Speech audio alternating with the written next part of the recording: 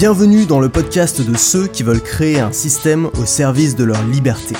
Je partage avec toi des idées pour vivre de ce qui te passionne, des conseils pour simplifier ton quotidien, être plus efficace et accomplir davantage, des opinions pour penser différemment, sortir du moule et vivre selon ses propres termes. Le podcast est disponible sur toutes les plateformes, pense à t'abonner pour ne rien rater. Bonjour, alors ça y est, les premiers chiffres sont tombés sur mon nouveau podcast, le podcast que j'ai lancé la semaine dernière. Ce podcast, c'était une expérimentation, ça veut dire que l'objectif de ce podcast, c'est bien sûr de me lancer dans une nouvelle thématique qui m'amuse, mais aussi de faire un test grandeur nature, de se lancer dans une thématique où je ne croyais pas avant que c'était possible de gagner sa vie, et de te partager les résultats avec toi, te montrer que c'est possible. Mon objectif aussi avec ce podcast, c'est de prouver à tous les sceptiques qu'on peut se lancer, on n'est pas obligé de parler de marketing et d'argent pour vendre des formations sur internet, loin de là. On peut se lancer dans d'autres thématiques et on peut même se lancer dans des thématiques qui paraissent difficiles à monétiser. Les nouvelles technologies, pour moi, ça a toujours été une thématique très difficile, qui à mon sens était très difficile à monétiser parce que c'est des thématiques qui la plupart du temps sont traitées de manière journalistique. Ça veut dire qu'on va informer les gens des nouveautés et j'ai eu une sorte de révélation et je me suis dit mais en fait il suffit de la traiter d'un point de vue valeur pratique, exactement comme ce podcast que tu es en train d'écouter aujourd'hui, où le but de ce podcast, c'est pas de te parler de l'actualité, de la création de contenu ou de quoi que ce soit. Le but de ce podcast, c'est de te donner des conseils, de te donner des choses que tu vas pouvoir utiliser dans ta vie, qui vont t'apporter de la valeur. Et c'est ça qui m'a permis de vendre des dizaines et des dizaines de formations et de gagner très bien ma vie avec ce podcast. C'est en apportant de la valeur pratique aux gens et pas seulement en parlant de mathématiques. Et aujourd'hui, je suis convaincu et j'ai envie de faire le test justement avec ce deuxième podcast pour le prouver, si tu veux, aux gens qui ne me croient pas. Je suis convaincu qu'on peut se lancer dans n'importe quelle thématique, même les sujets qui paraissent les plus difficiles à monétiser, à condition de ne pas avoir une démarche journalistique, ni d'avoir une démarche divertissante, mais d'avoir une démarche de valeur pratique avec les gens, c'est-à-dire d'apport de valeur vis-à-vis des gens. Et donc les premiers chiffres sont tombés. Alors j'attendais de lancer ma première formation pour avoir ces chiffres-là parce que les chiffres les plus importants c'est les chiffres de vente et je viens de lancer ma toute première formation là hier qui traite, alors c'est une formation sur comment numériser tous ces documents et comment sortir un petit peu de l'enfer administratif, de la pile de courriers qu'on a sur la table, des 40 dossiers qui sont sur ton étagère et où tu sais jamais dans quoi est-ce que tu as rangé quoi. Voilà, j'ai créé tout un système sur mon iPhone et sur mon iPad qui me permet de retrouver n'importe quel document administratif en moins de 3 secondes et ce système-là, je l'ai d'abord créé pour moi et j'ai décidé de le partager dans ce podcast-là puisque c'est un podcast sur Apple et donc c'est pour les utilisateurs Apple qui veulent en faire plus avec leur machine, avec leur iPad, avec leur Mac, avec leur iPhone et donc c'est parfaitement adapté à cette thématique-là. Donc j'ai lancé ce premier produit hier, les premiers chiffres sont tombés aujourd'hui et je voulais te partager ces chiffres-là et tu vas voir qu'ils sont pas si bons que ça. J'ai fait une petite analyse là-dessus et je voudrais être complètement transparent avec toi aujourd'hui dans le podcast puisque le but c'est pas le but c'est pas de faire de ma pub puisque on s'en fiche, c'est une autre audience, ça te concerne pas. Le but, c'est d'analyser ce qui marche dans une nouvelle thématique et de le partager avec toi et d'essayer de t'aider avec ça. Donc, les premiers chiffres qui sont tombés, c'était pas les chiffres de vente, c'était les chiffres sur l'engouement pour les épisodes et ces chiffres-là, ils sont très bons. Aujourd'hui, j'ai dû lancer 4 ou 5 épisodes. On est en moyenne à 400 téléchargements par épisode sur Apple Podcast, donc c'est très bon. On est passé numéro 1 dans la catégorie technologie, donc numéro 1 des podcasts les plus écoutés dans la catégorie technologie dès la première journée. Aujourd'hui, on doit être numéro 3. J'ai regardé juste avant, on était numéro 3. Apple nous a mis en avant quand tu vas donc dans la catégorie technologie et tu regardes les épisodes qui sont mis en avant dans l'onglet nouveautés, on est numéro 1, donc Unlock Apple est numéro 1 dans nouveautés, donc ça c'est pas mal aussi. Et puis j'ai fait une grosse campagne dès les premiers épisodes, c'est un peu ma stratégie pour les podcasts, c'est dès le début avoir beaucoup d'avis. Donc j'ai fait une grosse campagne en demandant aux gens de laisser des avis. J'ai dit aux gens si vous voulez que ce podcast continue, le meilleur moyen pour que ça continue c'est de laisser un avis sur Apple Podcast, puisque un avis c'est un vote pour que je continue. Et donc en ayant à peu près 400 vues par épisode, donc on peut 400 téléchargements par épisode, donc on peut imaginer que j'ai un peu moins de 400 personnes qui me suivent. J'ai eu quand même 76 avis, ce qui est quand même pas mal, ce qui fait presque une personne sur 5 ou sur 6 avec une moyenne de 5 étoiles. Il y a peut-être 2 avis qui n'ont pas laissé 5 étoiles, mais tous les autres ont laissé 5 étoiles. Donc pour ça, c'est très bon. Et quand on regarde ça, on se dit c'est cool, ça marche bien, il y a un gros intérêt pour le podcast, il y a un gros intérêt pour la thématique. Et je pense que ce qui a plu aux gens, et c'est ce que j'ai vu en lisant les avis, c'est que justement je traite pas Apple de la même manière que tous les autres et j'essaye de le traiter à ma façon à moi, un petit peu peu avec ma patte et avec bien sûr le côté valeur pratique, c'est-à-dire comment est-ce que je peux aider les gens à en faire plus avec leur machine et pas simplement à s'informer parce que c'est intéressant et divertissant. Alors maintenant, j'ai eu les nouveaux chiffres. Et les nouveaux chiffres, c'est les chiffres que j'attendais le plus parce que c'est les chiffres qui comptent. Et ces chiffres-là, c'est l'engagement. Et comment je mesure l'engagement ? Par le nombre de gens qui s'inscrivent à la liste email et par le nombre de gens, bien sûr, qui achètent les produits. Alors, j'ai mis une petite page intermédiaire. Donc, j'ai lancé un produit hier. J'ai mis une petite page intermédiaire pour proposer aux gens de s'inscrire. J'ai eu 16 inscriptions sur 91 clics, ce qui pour moi est faible par rapport au podcast que je tiens aujourd'hui où j'avais beaucoup plus d'inscriptions. Là, j'ai 13% de taux d'inscription. Donc, c'est pas beaucoup. Et le premier jour, j'ai fait 5 ventes sur la formation, ce qui n'est pas beaucoup non plus. Pour te donner un ordre de grandeur, pour te donner un ordre de comparaison, pour la formation que j'ai lancée la semaine dernière sur ce podcast, celui que tu es en train d'écouter, la formation qui s'appelait Créer son école sur Internet, j'ai lancé la formation le soir, en milieu de soirée, vers 18h, et j'ai fait 19 ventes le premier jour. Et là, j'ai lancé le podcast de formation en milieu d'après-midi, et j'ai fait seulement 5 ventes. Pour te donner une idée, à la fin, j'ai fait 150 ventes sur la formation de la semaine dernière, donc sur Créer son école sur Internet. Là, alors je te dirai évidemment à la fin combien j'aurais fait, mais à mon avis, on en sera assez loin. Alors l'idée, et ce que j'ai vraiment remarqué avec le décalage entre ces chiffres-là, c'est qu'on a un intérêt qui est très élevé pour le podcast, pour la thématique, pour le sujet, pour la façon dont je le traite. Il y a un intérêt qui est très important, mais il y a un engagement qui est, lui, très modéré pour l'instant. Et au début, je me suis posé la question, je me suis dit, mais est-ce que peut-être je me suis planté sur la formation, c'est pas une formation qui va marcher, ou alors je l'ai mal vendue, ça peut arriver, ou alors peut-être simplement, en vrai, je peux donner raison à mes détracteurs, ça ne marche pas de vendre des formations dans cette thématique-là, et il faut que je revienne sur ma thématique. Et puis après, j'ai réfléchi et je me suis dit, mais attends, les gens, ils te suivent depuis maximum une semaine. Ça veut dire qu'évidemment, dans l'audience de ce podcast, il y a des gens qui me suivaient avant, qui sont venus me suivre, mais en vrai, j'ai remarqué en lisant les commentaires qu'il y avait aussi beaucoup de nouvelles personnes, et je me dis, tous ces gens-là, ils me suivent depuis une semaine, donc ça fait quand même, tu vois, ils ont écouté peut-être 4 ou 5 épisodes de mon podcast, ils me suivent depuis même pas une semaine, et donc on a quand même, c'est quand même tout nouveau. Et en fait, ce que j'avais oublié, parce que ça fait tellement longtemps aujourd'hui que j'ai la même audience, que forcément ça m'était complètement sorti de la tête, j'avais oublié le temps qu'il fallait pour transformer des abonnés en fans, le temps qu'il fallait pour transformer de simples abonnés ou de simples visiteurs en vrais, moi ce que j'appelle des vrais, c'est-à-dire les gens qui te suivent scrupuleusement, qui croient aux mêmes choses auxquelles tu crois dans ta thématique et qui n'hésitent pas à acheter tes produits parce qu'ils te font confiance. Donc ces gens-là, je les appelle les vrais, c'est les gens pour qui je travaille, c'est les gens qui comptent le plus pour moi, c'est les gens qui me font vivre aussi, qui me permettent de gagner ma vie avec mon activité. Et en vrai, tu crées pas des vrais en une semaine, et ça c'est évident. C'est-à-dire que moi, ça m'est jamais arrivé de suivre 3 épisodes de quelqu'un puis d'acheter une de ses formations. Ça n'arrive pas parce que tu as besoin d'être convaincu, tu as besoin de plus, tu as besoin de faire confiance, tu as besoin de partager des choses aussi avec cette personne. Et donc le message que je veux faire passer, c'est évidemment je vais continuer. Je vais lancer de nouvelles formations, je vais continuer dans ce podcast parce qu'en vrai il y a un gros intérêt pour le sujet et je pense que j'ai des choses à apporter. Mais le message que je voulais te faire passer, c'est que il faut pas s'inquiéter. C'est-à-dire que si tu lances, moi je conseille aux gens de lancer des formations le plus tôt possible parce que d'abord ça habitue ton audience et ensuite toi ça t'entraîne à faire des formations.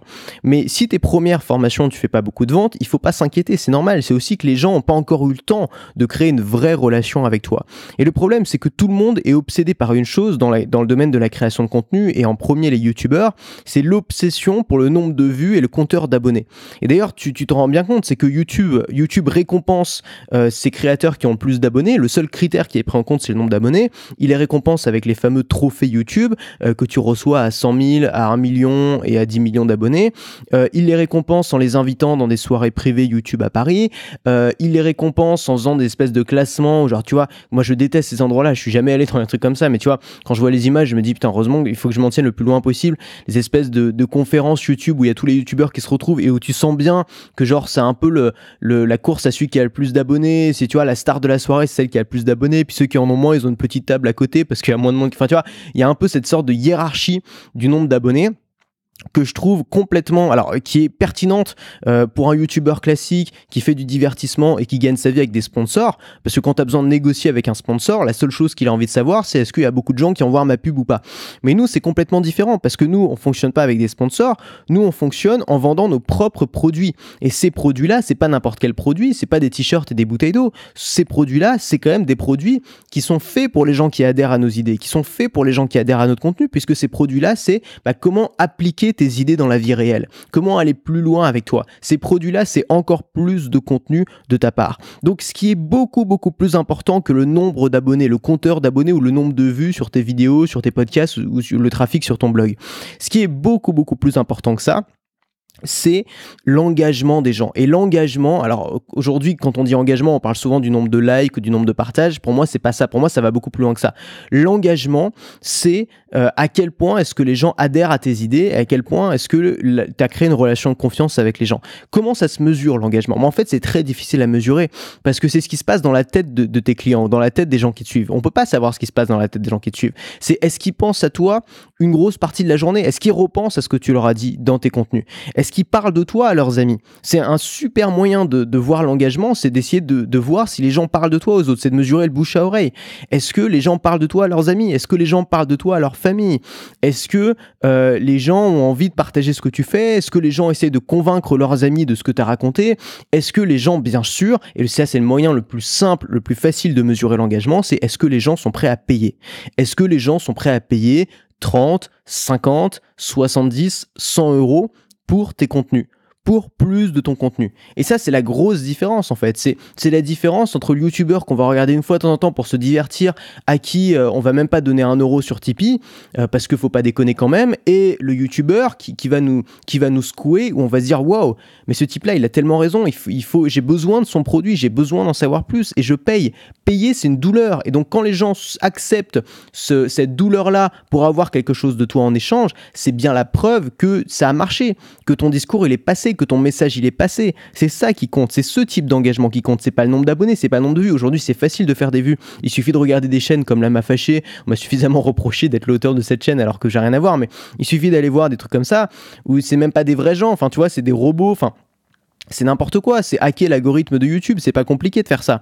Franchement, n'importe qui essaie de comprendre un petit peu comment fonctionne l'algorithme peut faire des vues, c'est pas ça qui est compliqué, et surtout c'est pas ça qui rapporte le plus. Ce qui est le plus intéressant personnellement si tu veux avoir un bon business, et aussi si tu veux avoir un business dont tu es fier, où tu as vraiment l'impression d'aider les gens, et pas simplement de hacker l'algorithme de YouTube, et ça se mesure dans cet engagement-là, ça se mesure dans l'implication des gens par rapport à ce que tu fais. Donc nous, ça n'a rien à voir avec les youtubeurs classiques, et finalement, mesurer notre succès au nombre de vues ou au nombre d'abonnés, ou au nombre de likes, ou au nombre de, tu vois, ces trucs-là que tout le monde supplie d'avoir sur YouTube, c'est un peu comme mesurer la valeur d'un terrain à son nombre de mètres carrés et seulement à ça. C'est comme dire, je sais pas, je veux acheter un terrain et je regarde tous les terrains de 100 mètres carrés et je prends le moins cher et ce sera la meilleure valeur. Peut-être pas, parce que peut-être le terrain de 100 mètres carrés le moins cher, il est à 2 km d'une centrale à charbon, il y a une autoroute qui passe en plein milieu et c'est dégueulasse. C'est peut-être ça aussi qu'il faut regarder. Peut-être qu'on peut essayer de trouver un terrain un peu plus petit, mais un terrain qui a des terres cultivables, un terrain qui est dans un environnement magnifique, avec un petit ruisseau qui passe à côté, où il y a une route qui te permet de venir assez facilement, qui est bien située dans une belle région. C'est ça qui est peut-être important. Au lieu de simplement regarder le nombre de mètres carrés, là c'est pareil. C'est pas simplement le nombre de vues qui compte, c'est la qualité de ces vues-là, c'est l'implication des gens qui te suivent. Donc peut-être que toi aujourd'hui tu étais un petit peu stressé à cause de ça en disant moi j'ai vendu ma première formation, ça a pas très bien marché et tout. Il faut laisser le temps. Et comment est-ce qu'on fait pour créer de l'engagement, pour créer de l'implication, pour créer des gens qui te suivent de près et qui adhèrent à ce que tu fais et qui achètent tes produits? Pour moi, la première chose à faire, et ça prend du temps, c'est de changer la perspective de ton audience sur le sujet que tu traites. Et c'est pour ça que c'est si important de faire du différent. Quand je te dis, il faut pas simplement répéter ce que dit la majorité, c'est pas juste un style, c'est pas juste pour se donner un style. C'est parce que si tu veux avoir un business qui marche, ça sert à rien de faire comme tout le monde. Si tu veux avoir un business qui marche, il faut réussir à changer la perspective de ton audience sur le sujet. Il faut que les gens, après avoir écouté un de tes contenus, ils se disent, putain, j'avais pas vu les choses de cette façon-là, il a raison, maintenant je les vois de cette façon-là. Et pourquoi c'est si important de changer la perspective de ton audience sur ton sujet quand tu veux vendre des formations? Parce que si tu veux vendre, les formations, c'est des méthodes. Mais tu peux pas convaincre les gens de suivre une méthode s'ils sont pas déjà convaincus que c'est la bonne méthode. Et ta méthode, si c'est la même méthode que tous les autres, la personne, elle la connaît déjà, cette méthode. Donc l'idée, c'est de proposer des nouvelles méthodes, des méthodes, de convaincre les gens que c'est la bonne méthode, et ensuite, si tu as des produits à vendre qui expliquent comment appliquer cette méthode, ce sera facile de les vendre, parce que les gens, ils sont déjà convaincus, et ils trouveront pas l'info ailleurs, puisque tu es le seul à proposer cette méthode. Et la bonne nouvelle, c'est que dans quasiment toute la thématique, la majorité a tort. Et ça, c'est magique aussi. Donc quasiment toutes les thématiques, quand on creuse un peu et quand on se forme un petit peu, qu'on essaie d'avoir des résultats, on se rend compte que la moyenne a des résultats moyens. Par définition, la moyenne ne peut pas avoir des résultats excellents. Parce que sinon, ça s'appellerait l'excellence et ça redeviendrait la moyenne. Donc la moyenne a toujours, par définition, des résultats moyens. Donc si tu répètes ce que dit la moyenne, tu permettras seulement à ton audience d'avoir des résultats moyens. Si tu vas chercher le top 1% des gens qui ont les meilleurs résultats, des gens qui ont des résultats exceptionnels, les méthodes que tu vas proposer, déjà, ce seront forcément les meilleures méthodes puisqu'elles viseront l'excellence, mais surtout, ce seront forcément aussi des méthodes minoritaires, des méthodes que la plupart des gens ne proposent pas. Et c'est ça aussi qui va rendre ton audience accro à ce que tu fais. C'est parce qu'ils vont se dire, d'accord, il y a les méthodes que tout le monde enseigne, et puis il y a les méthodes d'Intel qui amènent à l'excellence. J'ai eu des résultats excellents grâce à cette méthode-là. La deuxième chose, c'est de créer un lien. Donc la première chose, c'est de changer la perspective de ton audience sur le sujet. La deuxième chose, c'est de créer un lien de confiance avec ton audience. Et comment est-ce qu'on... Alors ça prend du temps aussi. La confiance, ça se crée pas en un claquement de doigts. Évidemment que ça prend du temps. Et comment on crée un lien de confiance avec les gens ? Pour moi, il y a deux choses qui sont importantes. La première, c'est la transparence. Et la deuxième, c'est les principes. La transparence, c'est quoi ? C'est assumer. C'est juste assumer ce que tu fais. Tu es là pour vendre des formations ? Dis-le dès le début, essaye pas de la faire à l'envers. Tu veux gagner de l'argent avec ce que tu fais, dis-le, assume. Il n'y a pas de mal à gagner de l'argent. Les gens, je pense on confond un truc en France, c'est qu'on a l'impression que l'argent c'est mal, alors qu'en fait l'argent n'est pas mal et on condamne pas les gens qui veulent en gagner. Le vrai problème, c'est la tromperie. Ce que les gens supportent pas, c'est de se faire avoir, c'est la tromperie, c'est d'être pigeonné. Mais si tu dis aux gens pourquoi tu es là, quelle est ton intention et qu'est-ce que tu vas faire, il y a pas de problème. Les gens après ils restent ou ils s'en vont, mais ils ont le choix si tu veux. Tu les as pas manipulés, tu les as pas utilisés puisqu'ils savent à quoi s'attendre. Donc c'est ça la transparence, c'est assumer ce que tu fais, assumer pourquoi tu es là, assumer aussi tes faiblesses, tes erreurs, montrer que tu es un être humain, ne pas se prendre pour un dieu, tu vois, aucun de nous sommes des dieux, donc on dit juste voilà, moi je suis là, j'essaie de faire ce que je peux, je propose mon truc, si ça vous intéresse, voilà, ça coûte un tel, et puis si ça vous intéresse pas, vous pouvez partir, je vous oblige pas. La deuxième chose, c'est d'avoir des principes, c'est de dire voilà, moi je dépasse pas telle ligne, ou je fais pas tel truc. Les principes, c'est souvent ce qu'on ne fait pas. C'est ce qu'on décide de ne pas faire. Tout le monde le fait, mais moi je le fais pas par principe. Et les principes, c'est aussi ce qui c'est ce qui crée ta marque. C'est ce qui crée, tu vois, le fait que Apple, on les voit jamais dans les salons, par exemple, dans les salons de nouvelles technologies, c'est un principe qui crée aussi un peu de légende autour de cette marque-là. Pourquoi tout le monde y est et pas eux ? Peut-être parce que c'est une marque spéciale, tu vois, ça crée de la légende autour de cette marque-là. Les gens qui disent oui à tout, qui sont là tout le temps, partout, et tu vois, c'est pas des gens qui créent de la légende autour de leur nom. Et créer de la légende autour de ton nom, c'est créer de la légende autour de ta marque. Parce que ton nom, c'est ta marque sur Internet, quand tu crées du contenu. Et créer de la légende autour de ta marque, c'est créer du désir autour de ta marque. Et créer du désir autour de ta marque, c'est vendre plus de produits. Donc, ça a un impact qui est positif. Transparence et des principes. Et puis la troisième chose, et c'est peut-être le plus important, et ça on l'oublie quand on a faim, quand on en veut vite, et c'est normal, quand on débute, on veut des résultats rapides, on a tendance à l'oublier, c'est de laisser décanter. C'est de laisser décanter. La confiance, ça se crée pas avec un joli discours. La confiance, ça se crée pas avec un argumentaire. La confiance, ça se crée avec le temps. Le temps, c'est la matière qui construit la confiance. Il faut laisser du temps pour que la confiance se crée. Si tu as des gens qui t'écoutent tous les jours pendant des années, même si c'est pas incroyable, même s'ils sont pas fans, même si t'as pas retourné complètement leur cerveau, ils vont te faire confiance, parce qu'ils vont dire ça fait des années que je le suis, j'ai entendu des centaines et des centaines d'heures de discours de sa part, je sais à peu près quelle personne c'est, je sais à peu près quel personnage c'est. C'est un peu, tu vois, ils sont un peu comme ton ami, parce qu'il a ce sentiment de... Enfin, moi, ça m'est arrivé de rencontrer des créateurs que je suivais depuis des années, tu vois, on est tout de suite à l'aise, parce que tu les connais, ces gens-là, parce que tu te rends compte qu'en vrai, souvent, ils sont un peu comme dans leurs vidéos, tu vois, ça crée une sorte de... Voilà, ça crée de la confiance. La confiance, ça se crée avec le temps. Donc 3 choses, changer la perspective de ton audience sur le sujet. La deuxième chose, c'est de créer un lien de confiance avec les gens. Et la troisième chose, c'est de laisser décanter. Alors, j'ai lancé une formation il y a quelques mois qui s'appelait « Lancer un blog en 2019, tout ce qui a changé ». C'est une formation qui est un peu particulière. Si aujourd'hui tu as un blog, tu suis peut-être les méthodes un peu traditionnelles de voilà, on fait des articles régulièrement, on les partage un peu partout, on incite les gens à les mettre sur les réseaux sociaux, on récupère les mails des gens, etc. etc. Ces méthodes-là, aujourd'hui, elles fonctionnent de moins en moins bien, et la raison pour laquelle elles fonctionnent de moins en moins bien, c'est que les gens lisent de moins en moins de blogs, et ils le font de moins en moins spontanément. Avant on avait des flux RSS, aujourd'hui de moins en moins, on va plus spontanément aller voir les blogs, et donc le trafic des blogs a considérablement baissé ces dernières années, et tu l'as peut-être vu sur le tien. J'ai inventé un nouveau système que j'ai découvert en mettant à l'emailing. Tu sais, j'ai fait des emails quotidiens pendant plusieurs mois et j'ai eu des résultats vraiment en termes de chiffre d'affaires que j'aurais jamais pu penser atteindre avec ce format-là.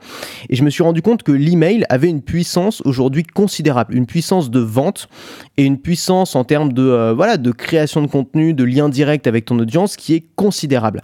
Et je me suis dit, le problème de l'email, c'est que tu les jettes un peu à la poubelle. C'est-à-dire qu'une fois que tu as envoyé ton email, il est perdu, c'est fini. Tu vois, il va pas se référencer quelque part. Et j'ai monté tout un système qui est basé à la fois sur l'email et sur le blog. Donc il y a l'avantage de la durabilité et du référencement sur Google du blog, tout en ayant la puissance de vente de l'email. Et j'ai mis tout ça dans une formation qui a cartonné, qui a fait plus de 100 ventes, je sais plus exactement combien, mais qui a vraiment cartonné quand j'ai lancé. Et cette formation, j'ai décidé de la retirer de la vente lundi prochain. Donc là, elle était toujours en vente. J'ai décidé de la retirer de la vente lundi prochain et d'ici là, de mettre une grosse promotion dessus. Alors, si ça t'intéresse d'accéder à cette formation, si tu n'y avais pas déjà accédé, parce qu'il y a déjà beaucoup de gens qui ont pris leur place, tu cliques sur le premier lien en description, tu arrives sur la page qui présente cette formation avec tout l'argumentaire, comme ça tu peux voir un petit peu ce qu'il y a à l'intérieur, si c'est pour toi ou si c'est pas pour toi. En gros, au programme de cette formation, la première chose, ça va être de comment se faire connaître et vivre de ses écrits en se passant complètement de YouTube et d'Instagram. Donc on va même pas avoir besoin des réseaux sociaux. 4 outils en ligne dont tu as besoin pour démarrer. Plus 6 plugins WordPress indispensables. Si tu utilises WordPress aujourd'hui, il faut pas passer à côté, il y a des choses qui sont vraiment importantes.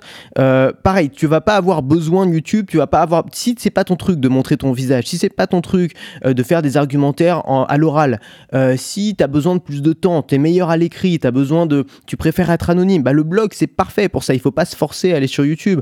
Ensuite, comment créer un texte qui fascine les gens, le plan exact à recopier et les 6 ingrédients à ajouter. Et j'ai étudié le copywriting pendant des mois quand je me suis mis à l'email et j'ai découvert des choses qui cartonnaient en termes de vente et qui cartonnaient simplement pour convaincre et pour fasciner les gens.